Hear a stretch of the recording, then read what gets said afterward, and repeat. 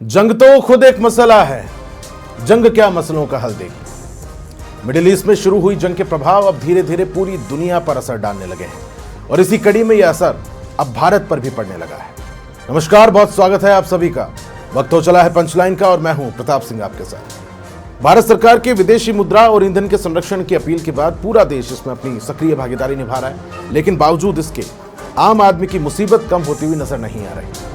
राजधानी दिल्ली में ट्रांसपोर्टर्स के चक्का जाम के बाद अब सप्लाई चेन भी प्रभावित होने लगी है, जिसका असर दूध-मुहे बच्चे के दूध से लेकर चाय कॉफी की चुस्कियां लेने वालों तक पर पड़ा है। सरकार भी इन चुनौतियों से निपटने के लिए वैकल्पिक समाधान निकालने के लिए प्रयासरत है।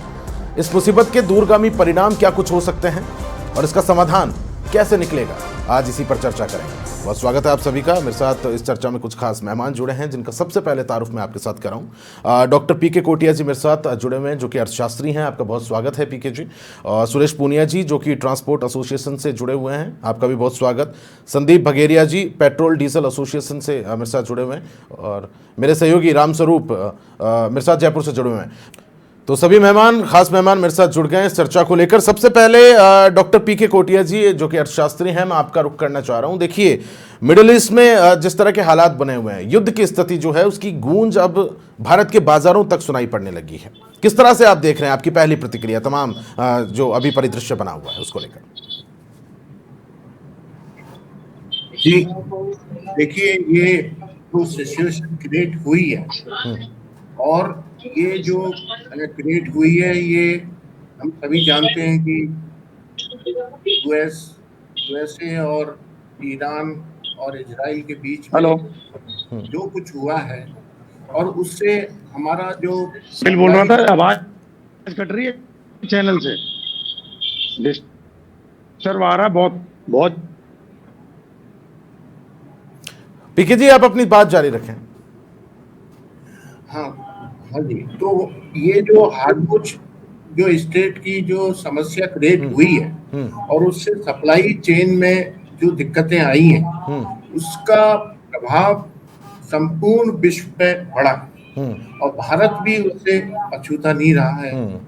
और क्योंकि हमारी 80% जो आवश्यकता है तेल की, डीजल की और सीएनजी वगैरह की, वो इससे ही हम इंपोर्ट करके ही पूरी करते हैं। ऐसी चुनौतीपूर्ण स्थिति में यद्यपि भारत में ये कोशिश की गई, क्योंकि ये युद्ध शुरू हुआ था 28 फरवरी से, और अभी तक भी कोशिश की गई कि भाई हम अपने फॉरेन जो हमारे रिजर्व हैं, हम उनका थोड़ा बहुत उपयोग करके महंगाई वगैरह, ये जो पेट्रोल की रेट है और गैस की रेट है, इन पे हम थोड़ा अंकुश। बिल्कुल पीके जी, आप ठीक बात कह रहे हैं। जिस तरह से प्रधानमंत्री की ओर से जनमानस तक ये संदेश पहुंचाया गया कि ईंधन का संरक्षण आप लोग करिए, उसके बाद सिलसिलेवार अगर आप देखें तो तमाम राज्यों के मुख्यमंत्रियों ने भी अपने काफिले में जो गाड़ियां थी उनकी संख्या को कम किया। प्रशासनिक अमले ने भी इस पूरी चीज़ को सक्रिय रूप से लिया, भागीदारी सब निभाते नजर आए। साइकिलों से लोग कार्यालय पहुंच रहे हैं, इस तरह की तस्वीर देखी। लेकिन अब ताज़ा स्थिति और विकट होती जा रही है, क्योंकि जिस तरह से दिल्ली में चक्का जाम की स्थिति बनी है, ट्रांसपोर्टर्स जिन्होंने हड़ताल कर दी, जो सप्लाई चेन है वो प्रभावित होती हुई नजर आ रही है। और इसके दूरगामी परिणाम क्या कुछ हो सकते हैं, क्योंकि ये परिणाम तो निश्चित रूप से डराने वाले हैं। पीके जी,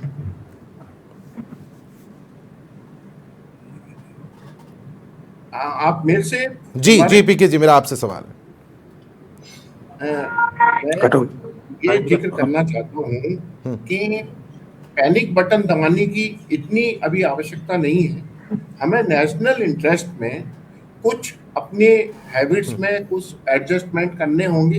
यद्यपि सरकार की ओर से पूरी प्रयास किए जा रहे हैं। अभी हाल ही में प्राइम मिनिस्टर, उन्होंने यूएई का दौरा किया और उसमें उन्होंने करीब यूएई का जो रिजर्व स्टॉक है पेट्रोल का, सीएनजी का, डीजल का, उसमें 30 करोड़ बैरल जो पेट्रोल, सीएनजी और जो डीजल है, वो भारत के लिए रिजर्व करने का एग्रीमेंट किया गया है। बिल्कुल, एक महत्वपूर्ण समझौता इस दौरान हुआ। बिल्कुल, मैं पीके जी फिर से आपका रुख करूंगा। मेरे साथ संदीप जी जुड़े हुए हैं, संदीप भगेरिया जी, जो कि पेट्रोल डीजल एसोसिएशन से जुड़े हैं। संदीप जी, मेरा सीधा सवाल, कुछ एक जिस तरह की तस्वीरें सामने आ रही हैं कि पेट्रोल की आपूर्ति, डीजल की आपूर्ति पूरी नहीं हो पा रही, जिसके चलते जो दूरस्थ ग्रामीण क्षेत्र हैं वहां पर भी पेट्रोल पंप ड्राई होने की स्थिति पर है। वहीं सरकार की ओर से लगातार इसको लेकर प्रयास जारी हैं, लेकिन फिलहाल की क्या कुछ स्थिति बनी हुई है, मैं आपसे जानना चाहूंगा। सर नमस्कार। देखिए सर, प्रधानमंत्री जी ने खुद ने आह्वान करा है कि मिडिल ईस्ट की एक क्राइसिस है जिसमें सभी देशवासियों को इसको सहयोग करना है, और उसके अंदर उन्होंने ये चीज कही है कि हर आदमी को कहीं ना कहीं कटौती करनी है। इसमें कोई डाउट नहीं है कि साहब कि एक जो सुचारू रूप की बात अपन करते हैं, कहीं ना कहीं ग्रामीण के अंदर पंप्स ड्राई हो रहे हैं और उसकी वजह से सभी सेक्टर्स को फर्क आ रहा है। कुछ उसका फर्क है कि जो डायरेक्ट इंडस्ट्रीज को जो ईंधन दिया जाता था उसकी प्राइसेस बहुत ऊपर हो चुकी हैं। कुछ लोग डायरेक्ट मार्केट से लेना चाहते हैं, तो उसकी वजह से हमारे ट्रांसपोर्ट भाई, हमारे लोकल पब्लिक और सभी लोगों को आप परेशानी हो रही है। कंपनी और हमारे जितने भी डीलर भाई हैं सभी इस तरीके से कोशिश में हैं सुचारू रूप से कि ये जो समय है हम उसको तरीके से निकाल सकें और सबको कम से कम कष्ट हो सके। हाँ, अच्छा संदीप जी, मेरा एक महत्वपूर्ण सवाल आपसे ये हो जाता है। संदीप जी, मेरा एक महत्वपूर्ण सवाल, कुछ पेट्रोल पंप कर्मियों ने भी इस बात को लेकर विरोध जताया था कि एसोसिएशन की ओर से मौखिक आदेश दिए जा रहे हैं कि तय मात्रा से अधिक तेल किसी को ना दिया जाए। हालांकि इसको लेकर लिखित रूप से कोई आधिकारिक पुष्टि नहीं है। ऐसा कोई मौखिक आदेश एसोसिएशन की तरफ से नहीं है। ऐसा सुनने में आया है कि ये कुछ मौखिक आदेश अलग अलग कंपनीज ने अपने डीलरों को दिए हैं कि आप पेट्रोल की एक सीमित मात्रा डीजल को ड्रम में न दें, और जो बल्क कंज्यूमर है जो अपने घर स्टोर कर सके, जो प्रवृत्ति है आदमी की पैनिक बाइंग की, उसको प्रिवेंट करते हुए इसके ऊपर एक अंकुश लगाने की कोशिश करी है जिससे कि ईंधन की पर्याप्त मात्रा उपलब्ध रहे। ये एक मौखिक आदेश है, कोई लिखित आदेश नहीं है सर। ठीक है, अच्छा मैं फिर से रुक करूंगा आपका। मेरे साथ सुरेश पूनिया जी जुड़े हुए हैं। सुरेश जी, मेरी आवाज आप तक पहुंच पा रही होगी। जिस प्रकार से अब एक के बाद एक संकट ये गहराता जा रहा है और इसी बीच एक नया संकट कि दिल्ली में चक्का जाम की स्थिति ट्रांसपोर्ट जो ऑपरेटर्स उनकी ओर से, इस वक्त ये जरूरी नहीं थी। सुरेश जी, सबसे पहले मैं आपके दर्शकों को नमस्कार। अभी हमारे ट्रांसपोर्ट जगत में काफी बड़ी समस्या है ये कि हमें ड्राई, जहां जहां पेट्रोल पंप पे हमारी गाड़ियां जाती हैं हमें ड्राई मिलता है, हमें टाइम से डीजल नहीं मिल पा रहा है। डीजल की बढ़ोतरी हुई, इसके साथ साथ हम अपना माल भाड़ा भी बढ़वाने की कोशिश कर रहे हैं। और अभी 3 दिन से हमारी सांकेतिक हड़ताल भी दिल्ली में चल रही है, उसका भी हम जयपुर से भी समर्थन कर रहे हैं और पूरे बाहर से समर्थन चल रहा है कि वो हड़ताल कामयाब हो ताकि सरकार तक हमारी बात पहुंचे। हम जब कोरोना काल में प्लेन, ट्रेन सभी सुस्त हो गए थे, एकदम से बंद हो गए, उस टाइम भी हमारे साथी भाइयों ने मिलकर के दवाइयां, आवश्यक सामान जनता तक पहुंचाया था। तो हमें राहत दे सरकार, हमारी सरकार से यही अपील है। बहुत से पोर्टों के पास हम जाते हैं, वहां से हमारे पेट्रोल पंप पे डीजल न मिलने की वजह से हम जहाज से माल भी एक स्थान से दूसरे स्थान पे नहीं पहुंचा पा रहे हैं। काफी समस्याएं हमारे सामने आ रही हैं सर। नहीं, मैं समझता हूँ सुरेश जी, इसका कोई भी वैकल्पिक रास्ता निकल सकता था, क्योंकि जिस तरह से क्राइसिस के हालात बने हुए हैं और सिर्फ भारत ने अछूता नहीं है, इसमें पूरी दुनिया का यही हाल है। ये बात कभी भी किसी और दिन की जा सकती थी, किसी और हवाले से की जा सकती, इसका तरीका कोई दूसरा हो सकता था। इस वक्त मुझे लगता नहीं है कि जायज था। सर, भारत में हमेशा से स्टॉक प्रणाली को अपनाया गया है, जब से देश आजाद हुआ या उससे पहले से भी। तो हमारी स्टॉक प्रणाली सुदृढ़ की जाए, यही सरकार से मेरी मांग है। और अगर स्टॉक प्रणाली हमारी पूर्ण रूप से सुदृढ़ होती है तो ये समस्याएं कम हो सकती हैं। ठीक है, अच्छा मेरे सहयोगी जयपुर से, मैं फिर से रुक करूंगा सुरेश जी आपका। जयपुर से मेरे सहयोगी रामस्वरूप मेरे साथ बने हुए हैं।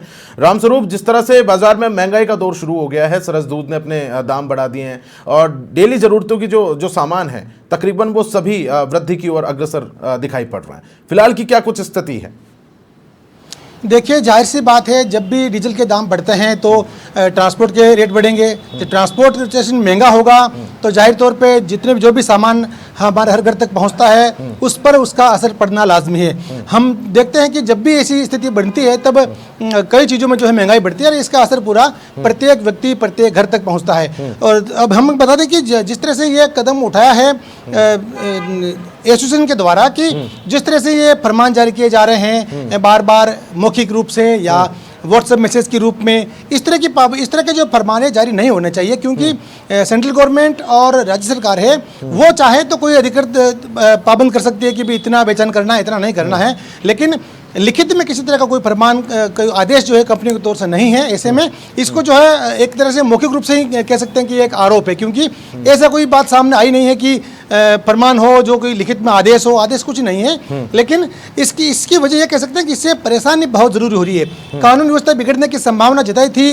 राजस्थान पेट्रोलियम डीलर एसोसिएशन ने, और उसकी स्थिति हमें देखने को मिली। 2 दिन पहले हमने देखा कि पाली में बड़ा झगड़ा हुआ था। एक किसान आया था जिसको लेना था डीजल अपने ड्रम में, लेकिन पेट्रोल पंप की ओर से साफ तौर पे मना किया कि खुले में डीजल डालने से उन्होंने इनकार किया था कंपनी के फरमान की वजह से। उसके बाद भी झगड़ा हुआ, मारपीट हुई, काफ़ी तोड़फोड़ हुई वहाँ पर। तो हम कह सकते हैं कि ऐसी स्थिति नहीं बननी चाहिए थी, जो कि बनी है। कहीं ना कहीं काम जो है वो प्रभावित होते हुए नजर आ रहे हैं। ठीक कह रहे हैं आप रामस्वरूप।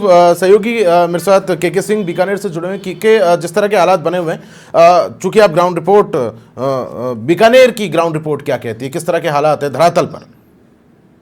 जी देखिए, आपको बताना चाहूंगा कि बीकानेर में जहां तक अभी तक कोई आधिकारिक सूचना किसी भी पेट्रोलियम कंपनी के द्वारा या बीकानेर में पेट्रोलियम एजेंसी के द्वारा या संगठन के द्वारा किसी तरह का ऐसा जारी नहीं किया गया है, अलर्ट जारी नहीं किया गया, जिसके चलते हम ये कह सकें कि अब पेट्रोल है जो एक लिमिट में मिलेगा। उसी तरह हम बात करें कि बीकानेर से जो गुजरात जोधपुर होके जो मार्ग जाता है, उसमें कई जगह पंपों पर ये ऐसा लिखा हुआ मिल जाता है कि अब अभी फिलहाल जो है तेल आपको नहीं मिलेगा, डीजल नहीं मिलेगा।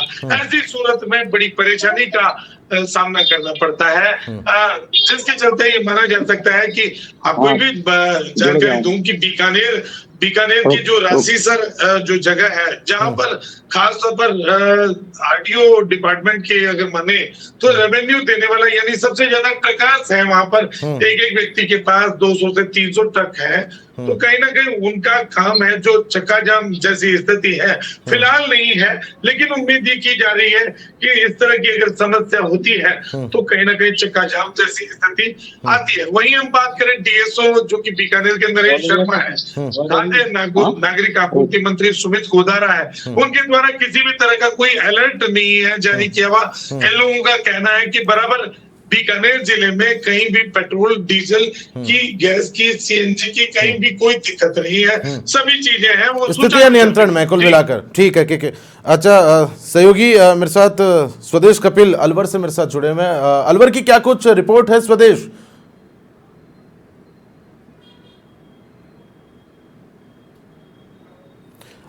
स्वदेश, आपकी आवाज में नहीं सुन पा रहा, शायद आप म्यूट पर हैं। स्वदेश,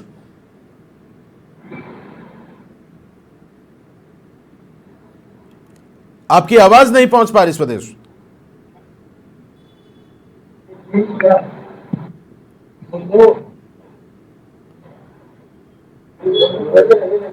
मेरे ख्याल से स्वदेश आप म्यूट पर हैं, जब तक आप उसे हटाइए मैं फिर से रुक करूंगा आपका। मेरे साथ अर्थशास्त्री जुड़े हुए हैं, पीके जी मैं आपका रुक करना चाह रहा हूं।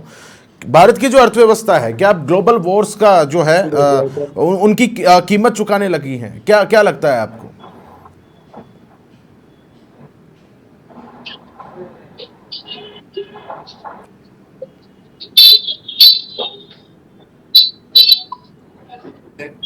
हमें देखने को मिलेगा।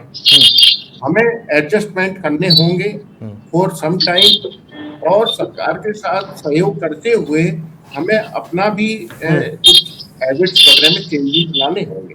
उदाहरण के लिए देखिए, अभी देश में सुप्रीम कोर्ट के जजेस जो हैं उन्होंने अपनी कार पुलिंग का निर्णय लिया, और इसी तरीके से अगर हम पब्लिक ट्रांसपोर्ट और इसके साथ साथ अगर थोड़ा सा ये एडजस्टमेंट करें कि अल्टरनेटिव जो रिसोर्सेस हैं एनर्जी के, उनकी तरफ अगर हम आगे बढ़ें, ये सहयोग जो है वो सरकार को भी रहेगा और नेशनल इंटरेस्ट में भी रहेगा। ठीक है, मैं फिर से रुक करूंगा। स्वदेश कपिल मेरे साथ अलवर से जुड़े हुए मेरे सहयोगी। स्वदेश, मेरी आवाज आप तक पहुंच पा रही है? जी बिल्कुल आ रही है। अब आप अपनी बात जारी रखिए। क्या कुछ स्थिति है अलवर की? हेलो जी देखिए प्रताप, आपको बताना चाहूंगा, चूंकि बड़ा औद्योगिक क्षेत्र है जो भिवाड़ी के, अभी अलवर से 3 जिले कटे हैं, कोटपुतली, बहरोड या खैरतल तिजारा, जिसमें भिवाड़ी बड़ा नॉर्दर्न इंडिया का सबसे बड़ा कॉरिडोर है, जहां पर अभी दिक्कतों का सामान हो रहा है कोटपुतली बहरोड में, जहां पेट्रोल नहीं मिल पा रहा। मतलब पेट्रोल पंपों पे लिस्ट लगा दी गई, 2 व्हीलर को 100 रुपए और 4 व्हीलर को 500 रुपए। अब वहां पेट्रोल पंप सूख गए हैं। वही अगर बात करें एनसीआर में अलवर आता है तो भिवाड़ी में अभी पेट्रोल की आपूर्ति हो रही है। अगर बात करते हैं तो गैस की आपूर्ति हो रही है, पर कहीं ना कहीं व्यापारियों को समस्या आ रही है। क्योंकि मैं अभी अलवर के हृदय स्थल होप सर्कस पर खड़ा हुआ हूं, मेरे साथ एक आम जन है, उनसे सीधा जुड़ते हैं, वो क्या कहना चाहते हैं सरकार की व्यवस्थाओं को लेकर। जी, क्योंकि सरकार की व्यवस्था में जो तेल में कटौती कर रहे हैं या रेट्स बढ़ाए हैं, वो थोड़ा मध्यम श्रेणी परिवारों के लिए तो थोड़ा भारी पड़ता है आम जन के लिए। बाकी सरकार की नीतियां बहुत अच्छी है। अगर ये दूसरे नजरिए से देखें तो बहुत अच्छा मैसेज है कि आज छोटे छोटे कामों के लिए तुरंत अपन साधन या व्हीकल लेकर के सामान लेने चले जाते हैं, तो वो आदमी को नहीं करना चाहिए। क्योंकि स्थिति वैसे भी तेल के पर्पज और गैस के पर्पज से सरकार की स्थिति अलवर में अभी कोई किल्लत नहीं नजर आ रही, पूरी तरह नियंत्रित है। गैस भी प्रॉपर 7-8 दिन में, आज बुक करा है 7-8 दिन में डिलीवरी मिल रही है, होम डिलीवरी भी मिल रही है। वैसे भी ऑफिस से भी सप्लाई दे रहे हैं। रहा तेल का तो ये है कि अदर स्टेट, अदर देशों से अच्छा तो हिंदुस्तान में है कि 2 रुपए 3 रुपए बढ़ रहे हैं। महाराष्ट्र को तेल के क्या भाव है, तो इससे एक अच्छा मैसेज ये जा रहा है कि आज जो बच्चे छोटे छोटे कामों को गाड़ियां लेकर के भाग जाते हैं या गार्जियन, तो वो बचत होनी चाहिए, उससे अपने आप स्थिति और अच्छी नियंत्रण में रहेगी। हमारे साथ मेडिकल व्यवसायी है, उनसे जानना चाहता हूँ दवाइयों की क्या कमी है, दवाई प्रॉपर आ रही है, पेट्रोल डीजल का क्या फर्क है? दवाइयाँ प्रॉपर आ रही है, पेट्रोल डीजल की ऐसी इतनी ज्यादा दिक्कत नहीं है। लेकिन अपन अगर पहले की दृष्टि में देखें तो इतने समय तक पेट्रोल के कोई रेट नहीं बढ़े, ये भी एक अपने साथ में उपलब्धता। आप सरकार को अच्छा मानते हैं उनकी प्रक्रिया को? सरकार को प्रक्रिया को अच्छा मानते हैं। बहरोड उस तरफ तो पेट्रोल नहीं मिल रहा, भिवाड़ी में दिक्कत आ रही है, तिजारा में उस तरफ की कुछ दिक्कतें हैं, उसको जो पब्लिक से फेस कर रही है उसको मैं मानता हूँ कि हाँ कुछ दिक्कतें हैं। अच्छा, सोने चांदी को लेकर आप क्या कहेंगे? सोना चांदी लोग खरीद रहे हैं, आपको पता लग रहा है? क्योंकि यहाँ बड़ा बाजार है, बाजार खाली में पड़ा है, बिल्कुल भी काम नहीं है, बिल्कुल भी नहीं। अच्छाई तो ये तो सरकार के लिए आप क्या कहना चाहते हैं? अच्छा काम कर रही है? बिल्कुल फिलहाल कुछ भी नहीं है, बाकी बाजारों में बिल्कुल भी काम नहीं है, बिल्कुल भी नहीं। देखिए प्रताप, ये स्थिति है अभी अलवर की। मैं आपको फिर बताना चाहूंगा, क्योंकि यहाँ लोग अभी भी गाड़ियां ज्यादा हो रही हैं, लगातार शोरूमों पर लोग जा आ रहे हैं और गाड़ियों की खरीदारी बढ़ोतरी जा रही है। क्योंकि अभी पेट्रोल की इतनी, डीजल की कमी नहीं है, क्योंकि मथुरा डिपो पास है, हर पेट्रोल पंप। ठीक है स्वदेश, मैं फिर से रुक करूंगा। मेरे साथ संदीप जी जुड़े हुए हैं। संदीप जी, जिस तरह से मेरे सहयोगी अभी स्वदेश कपिल आपको बता रहे थे, कुछ जगहों पर तो पेट्रोल पंप्स ने मानक ये तय कर दिए हैं कि 2 व्हीलर को 100 रुपए से ऊपर तेल नहीं मिलेगा और 4 व्हीलर्स के लिए 500 रुपए। तो मतलब कहीं ना कहीं स्थिति तो विकट है। आपूर्ति को लेकर मैं किस तरह की स्थिति बनी हुई है, मैं जानकारी चाहूंगा। संदीप जी, मेरा सवाल आपसे।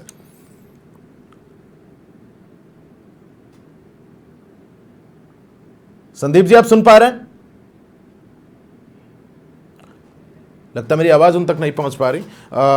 मैं पीके जी आपका रुख कर रहा हूं। देखिए, जो सप्लाई चेन प्रभावित हुई है, इसका कितना असर अर्थव्यवस्था पर पड़ रहा है और इसके दूरगामी परिणाम क्या कुछ हो सकते हैं?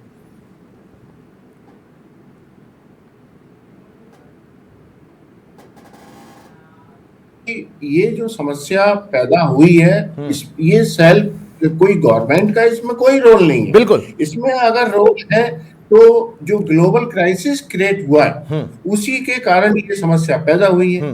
अब इकोनॉमी का कोई सेक्टर ऐसा नहीं है जो इससे प्रभावित नहीं है, चाहे एग्रीकल्चर सेक्टर हो। जी, आप बिल्कुल ठीक बात कह रहे हैं। मैं जनरली आपसे ये जानना चाह रहा हूं कि जब इस तरह की स्थितियां बनती है तो क्या कुछ एक्शन प्लान्स होते हैं जो अमल में लाए जाते हैं?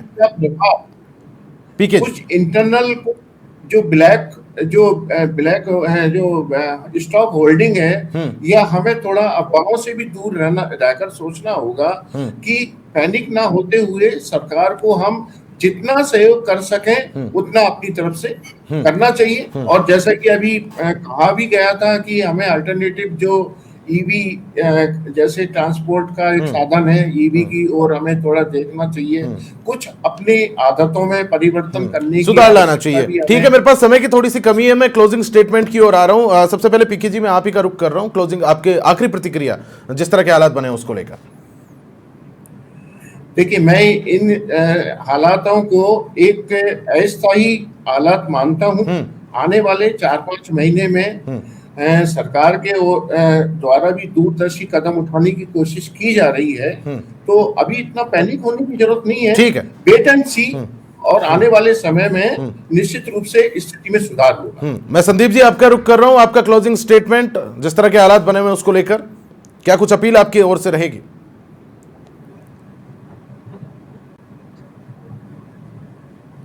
लगता है मेरी आवाज नहीं पहुंच पा रही। मेरे साथ सुरेश जी जुड़े हुए हैं। सुरेश जी, क्लोजिंग स्टेटमेंट की, और मेरे पास ज्यादा वक्त नहीं है, संक्षिप्त में जी। सर, मैं चाहता हूं कि जो स्थिति है वो जल्द से जल्द सामान्य हो, ताकि महंगाई का बोझ देश की जनता को ना पड़े। अभी हम विश्व स्तर पर देखें तो नेपाल में हमारे से सस्ता डीजल है, जो कि रिफाइनरी हमारे यहीं से जाता है। तो सरकार को इस तरफ ध्यान देकर के जनता को राहत देने की पूरी कोशिश करनी चाहिए।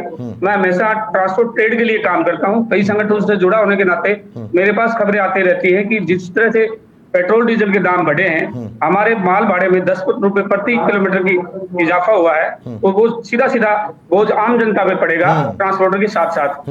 तो सरकार को इस बारे में जल्द कदम उठाने चाहिए। मैं मानता हूँ सरकार समांतर कदम उठा रही है, लेकिन ये पर्याप्त नहीं है। देश का अधिकतर पेट्रोल जो है, पेट्रोल पंप है, वो ड्राई हो चुके हैं।